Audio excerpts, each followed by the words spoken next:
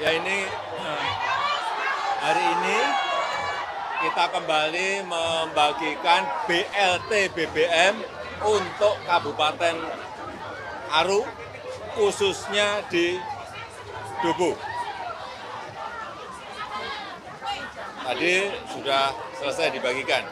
Dan perlu saya sampaikan bahwa sampai hari ini pemerintah telah membagikan 8.179.000 dan sudah naik pada angka 461 kabupaten dan kota. Kalau kemarin kan 431, sekarang 461. Lompatannya cepat sekali.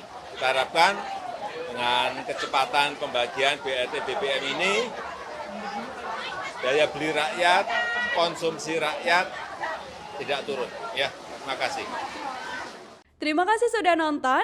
Jangan lupa like, subscribe, dan share ya.